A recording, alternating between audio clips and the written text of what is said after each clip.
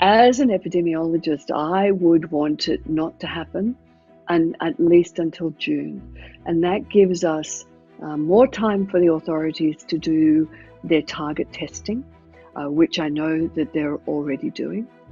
But I'd remind them that during this phase of where we see a tail, which is where we've gone from a flat curve and we've gone down, we've declined, and then we're tailing it with usually double figures and sometimes single figures for a very long time. This is very common in an outbreak. And that's the most dangerous time to start assuming that life's back to normal and we won't catch this disease in big numbers and start all over again. As an epidemiologist, I would be going for zero, which means that I would hope that we'd never see a spike again. If you're not going for zero, but you're going for very small numbers, the spike will look huge compared to zero. Authorities will find they need to keep pressing the fact that even though they've reduced those social or restrictions, they're going to have to remind them it doesn't mean that the distancing has to be reduced or changed as well. Given that we've just had an outbreak in Victoria in the abattoirs, it's a very sobering reminder that rushing this can turn into a catastrophe again. I don't think we can learn much yet.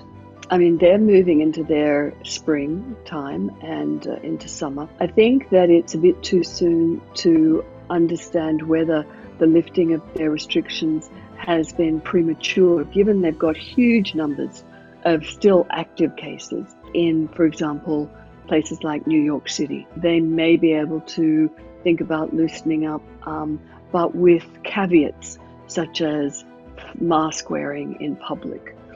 Just until they can identify whether or not they're still on the upward trajectory for their caseload.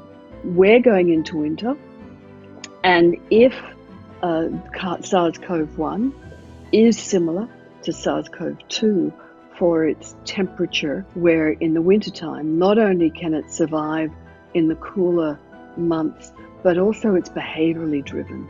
We all go inside, we cluster together, we've got, the sniffles, not even flu, and if we're incubating SARS-CoV-2, then the sniffling can, of course, push the droplets out, particularly to people who are within 1.5 to 2 meters. So it all builds up a super spreading opportunity for this virus. So yes, it's a dangerous time for us to roll back the restrictions without knowing that we're doing it safely in an atmosphere of very few hidden cases.